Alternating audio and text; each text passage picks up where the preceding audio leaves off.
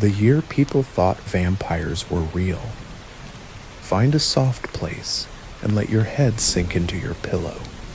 Draw the blankets up to your chin and feel the stillness of the night. Tonight, our journey is not just through a historical event, but through a state of mind, a place where fear, superstition, and a relentless invisible enemy twisted the lives of good people into a waking nightmare. We are going to a time when the dead were not yet at peace, and a community's love for their families led them to commit acts that to us now seem unthinkable. Let the modern world fall away and allow the quiet, desperate hum of the 19th century New England countryside to fill your mind. We will journey into the shadows of sickness and the flickering light of a candle, and we will try to understand what it means to be truly powerless. Before we descend into this often uncomfortable truth, tell me, where are you tuning in from tonight? Drop a comment below and let me know your location and the time. And don't forget to like and subscribe. Your engagement truly helps us continue to unearth these often forgotten stories. This is a story of a disappearing world, a place of hard work and harder winters, where the old ways still held a powerful ancient grip. It is a world on the cusp of a great transition, a world that stood between the comforting darkness of folklore and the stark, blinding light of science. And it is a world where a terrible disease would give birth to a terrifying belief. We will travel back to a time when the very act of dying could transform a loved one into a monster, and when the only hope for the living lay in the desecration of the dead. So close your eyes and let's begin. Part 1. The Waning Light of the Old Ways. Imagine yourself a farmer in the hills of Rhode Island, or a small village in Vermont. The year is sometime in the latter half of the 19th century. The land around you is not the pastoral idyll of paintings and postcards. It is a landscape of struggle. For generations, your ancestors carved a life from this stubborn, rocky soil. They cleared the forests for timber and fuel, and built a society based on a subsistence economy. But the great iron arteries of the Industrial Revolution have bypassed your town, leaving it in a state of quiet, prolonged decline. The clatter of looms and the bellow of steam engines are sounds you only read about in the newspaper. While cities like Lowell and Providence are booming, your community is withering. The dying small-town problem, as the magazines call it, is a reality you live every day. The young people, your sons and daughters, are leaving for the cities, for the promise of a wage, for the bright electric lights and the endless dizzying flow of humanity. They are pulled westward to the fertile farmlands of Ohio and Michigan, and northward to the burgeoning mill towns of Massachusetts. The old world of the family farm is collapsing under the weight of cheap goods brought in by the railroads and the lure of a more modern life. The soil itself is tired, over-farmed for 2 centuries. Its topsoil eroded from deforestation. The old stone walls that divide the fields seem more like a cage than a boundary. In this environment of quiet desperation, the old certainties that once guided your forebears begin to crack. The communal bonds that once defined your world are fraying. Your faith, once as solid as the granite of these hills, feels a little less comforting. You attend church on Sunday, but the sermon feels a little less certain than it did for your father. The grand pronouncements of a world governed by God and nature no longer seem to offer all the answers.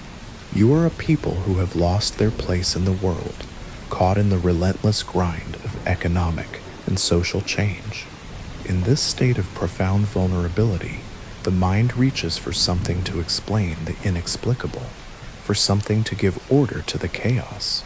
The ground is prepared, the soil is tilled for a new kind of fear to take root. Part 2. The Terror of the White Plague. Then, the sickness arrives. It doesn't burst forth with the apocalyptic swiftness of cholera or smallpox. It comes on slowly, insidiously, a dry cough that settles deep in the lungs. To a people without a concept of germs or bacteria, this is not just a disease, it is a creeping, personal horror. You see it take hold of a neighbor's son, and you watch as he grows pale and his body begins to waste away. He is said to have a terrible beauty, a kind of ethereal glow that is a hallmark of the disease. But you know the truth of it. You see them struggle for air, their breathing a painful, wheezing rasp. You see the blood on their handkerchiefs, a red stain on a white cloth, a physical manifestation of their life draining away. This is tuberculosis, or consumption, as it was universally known then. The name itself is a poem of dread, a perfect description of the disease's terrible effect. It consumes the victim from the inside out, leaving them ghostly and thin. They are so pale and emaciated that they look like a living corpse, and they cough up the very blood that is life. It is the captain among these men of death, as it was known then, responsible for 1 in 7 deaths in the 19th century. The relentless toll of the disease, which targeted the young and the old alike, meant that almost every family had a direct personal experience with its slow, agonizing progression. It was a constant presence, a grim reaper that walked your streets and sat in your pews. And then there's the pattern. This is the key that unlocks the door to a world of dark belief. When one family member succumbs to consumption, another soon begins to show the same telltale symptoms.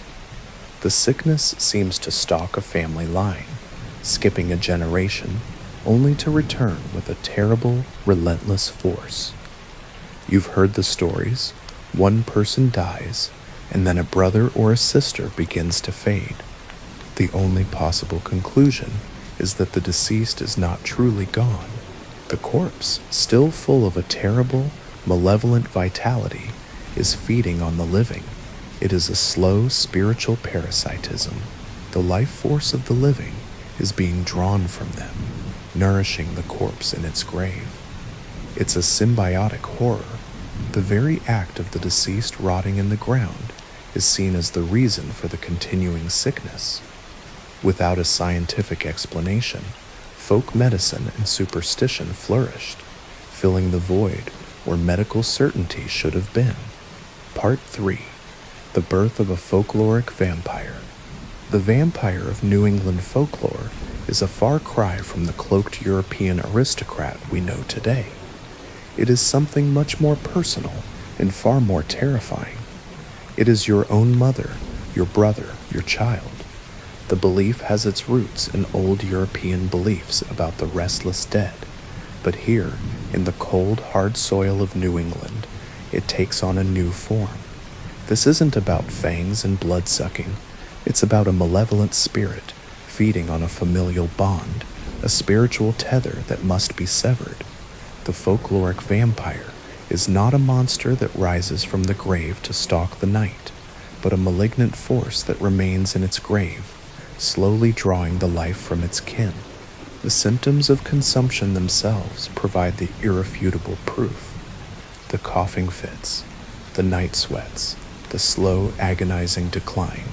They feel so personal, so intimate, so much like being preyed upon. You see it as a symbolic relationship between the living and the dead. The dying are literally being consumed by the dead. The only way to save the living is to destroy the source of the evil, and that source is the body of the last person to have died of consumption in the family. It is a terrifying, desperate act of love. The proof of a vampire's existence is found in the body itself. The cold New England soil, with its hard, rocky clay, acts as a natural preservative. The ground freezes in the winter and thaws in the summer, and a body buried in these conditions may not decay as quickly as one might expect. The skin can become waxy and firm, a phenomenon known as adipocere. The internal organs, as they break down, can release a reddish liquid. a simple natural process we know now. But to a people gripped by fear, this is a sign of a supernatural evil. The body is not decaying, it is feeding.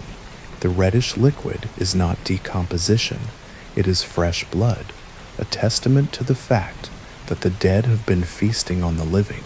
The freshness of the corpse, the absence of putrefaction, is the final damning piece of evidence. And so the ritual is born, not of malice, but of a desperate and profound love. Part 4. The Ritual of the Double Obsequies. The double obsequies is not a secret, shadowy affair. It is often a community event, witnessed by neighbors and sanctioned by the town's leaders. The purpose of this second funeral is to put a restless spirit to final rest and to stop the chain of sickness it is perpetuating. The practice is public because the sickness is public and the community is united in its fear. The ritual itself is brutal. The body is exhumed and the coffin is opened. The family, often with the help of a doctor or a local healer, examines the body. If the body is found to be in an unnaturally fresh state, with liquid in the heart or lungs, the ritual continues. The organs, the heart, the liver, and the lungs are removed. They are then taken to a fire, sometimes a blacksmith's forge, and burned.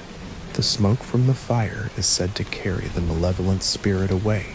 The burning of the heart is the most crucial part, as the heart is the seat of life. By destroying it, you are destroying the life-giving force that the corpse is using to prey on the living. In some cases, the ashes of the organs were collected and given to the afflicted family members to drink, a grim potion meant to cure them of the curse. The cases themselves are a testament to the widespread nature of the panic. In Manchester, Vermont, one of the earliest documented cases takes us back to the 1790s. A man named Captain Isaac Burton had lost his wife, Rachel Harris, to the wasting disease. Soon after, his new wife, Huldah, began to show the same telltale signs. The community, fearful and convinced of a supernatural curse, pressured Captain Burton to take action. On a frigid February day in 1793, a crowd of over 500 people, a full town's worth, gathered to watch a macabre ceremony unfold. They dug up Rachel's coffin. When they opened it, her body was found to be remarkably well preserved. To the people, this was irrefutable proof of her vampirism. They removed her heart, liver, and lungs, carried them to a nearby forge, and burned them, their terrible smoke rising into the cold air. Portions of the organs were even given to Huldah to consume as a supposed cure. Huldah died later that year, but the community believed the curse had been broken. The panic was not an isolated event. It was a regional phenomenon. In the town of Jewett City, Connecticut, a similar exhumation occurred in 1845. The Ray family, ravaged by the disease, resorted to the same desperate act. They disinterred their dead relatives, believing that one of them was the cause of their continuing suffering. The body of the man known only as J.B. in a nearby unmarked graveyard is a chilling testament to the widespread nature of this fear. His body, found decades later by archaeologists, was rearranged in the grave, his skull removed and his femurs crossed in a macabre sign to prevent him from rising. These are not isolated incidents of mass hysteria. They are the logical conclusions of a people with no other answers. They were acts of love, however gruesome. They were doing what they felt they had to do to save the ones they held most dear. Part 5. Medicine's Futile Grasp. As these events were unfolding, what were the doctors doing? In the mid-19th century, the medical profession was a long way from the scientific practice we know today. The germ theory of disease was still decades away from being widely accepted. The dominant medical philosophy was still a variation of humoral medicine, a concept as old as the Greeks, which focused on a balance of bodily fluids. The treatments were often crude and ineffective, based on the principle of heroic medicine, which sought to cure the patient with drastic measures. Doctors of the time offered remedies that sound like something out of a fairy tale: bloodletting to release the bad humors, the application of blisters to the skin to draw out the sickness, and purging with laxatives to cleanse the body.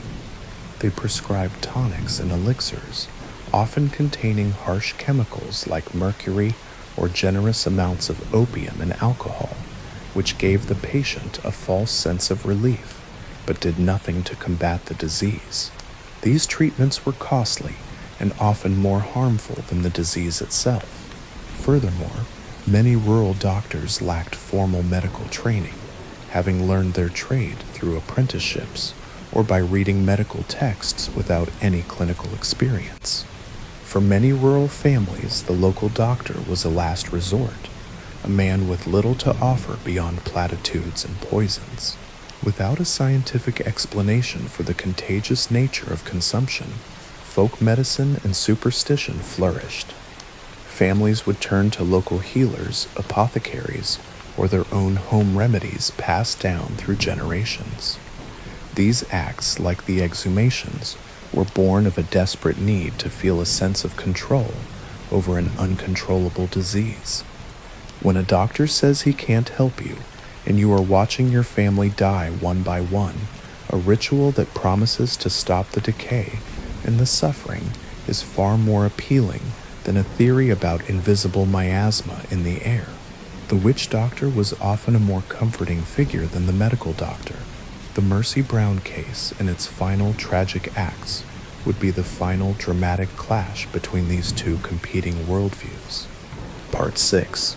The Mercy Brown Case, a final tragic act. This all leads us back to the most famous case, the one that broke into the national news. Mercy Lena Brown of Exeter, Rhode Island. She was born in 1872, and by the time she was a teenager, her family had been devastated by consumption. Her mother, Mary Eliza, and her elder sister, Mary Olive, had already succumbed to the disease. Now her brother, Edwin, was sick. The people in the town were insistent. The only way to save Edwin was to dig up the dead. Her father, George Brown, a man who by all accounts was a man of reason, finally relented. He was desperate. On a cold, bleak day in March, the local paper's journalist and a doctor, both men of science, accompanied a group of townsfolk, including the grieving father, George Brown, to the cemetery. The ground was frozen solid, and they had to build a fire to thaw the soil. The biting cold of the Rhode Island winter air bit at their faces as they worked, the sound of pickaxes striking frozen earth, the only thing breaking the silence. They found the bodies of Mercy's mother and sister, and they were, as expected, skeletons. But when they opened Mercy's coffin, which had been in the ground for just 2 months, her body was in a state of stunning preservation. Her cheeks held a rosy blush of color, and her hair and nails appeared to have grown, an illusion caused by the receding of the skin. When they moved her, a reddish liquid, a natural byproduct of decomposition, seeped from her chest cavity. To the terrified townsfolk, this was not science. It was a vampire's lifeblood. This was the proof they had been looking for. Part 7. A Nation Divided. What happened next was a grim, brutal act. The crowd took Mercy's body to a nearby barn, where they removed her heart and liver. The organs were then burned on a makeshift fire, a final, desperate attempt to put the vampire to rest. The smoke from the burning organs filled the air, a terrible, visceral smell of death and desperation. A farmer collected the ashes and, in a final, macabre act, mixed them with water and gave them to the sick brother, Edwin, to drink. It was a potion, a last hope against a supernatural evil. But it was not enough. Edwin died 2 months later. The story of Mercy Brown, unlike the others, was widely reported, it became a cautionary tale, a moment of profound cultural shock. For the people of the cities, it was a confirmation of the backwardness and ignorance of the rural communities. It showed the divide that was growing in America between the modern, scientific urban world and the superstitious, isolated rural one. This was a turning point. It was a moment where the old ways and the new ways collided in a single tragic moment. This clash was also occurring within the emerging academic field of folklore. While some folklorists sought to preserve these traditions as a form of cultural history, others saw them as little more than embarrassing superstitions that needed to be documented before they disappeared. The Mercy Brown case, in its horrifying detail, shined a spotlight on a forgotten corner of American life. It exposed the raw grief and unshakable belief that fueled these desperate acts. It was a cultural wake-up call. Just 1 year later, a German scientist named Robert Koch would be awarded the Nobel Prize for his discovery of the tubercle bacillus, the very thing that had been killing these families for generations. The fear of the vampire gave way to the dread of the microbe. The invisible enemy was no longer a ghost but a germ, and the battle was to be fought with science, not fire and exhumation. Part 8. The Fading of the Vampire. The stories faded. The practice of exhuming the dead disappeared, not because the people of New England became less spiritual, but because they gained a new kind of power over their world. The invention of the microscope, the understanding of bacteria, and the slow march toward a scientific cure offered a new kind of hope. The vampire was no longer necessary as an explanation for the terror of the disease. The ghost was exorcised by the light of a new scientific age. The panic was over. The grave of Mercy Lena Brown stands in a quiet cemetery in Exeter, Rhode Island, a silent, humble monument to a family's grief and a community's fear. She was not a monster. She was a victim, a symbol of a time when the dead were not yet at peace, and the living would do anything to save them. Her story is a quiet reminder that the line between folklore and reality can be blurred, and that sometimes the most terrifying monsters are not born of darkness, but of the desperate light of human imagination. And with that, our journey through the past is over. The fire has gone out. The night is silent, and you can rest. Good night.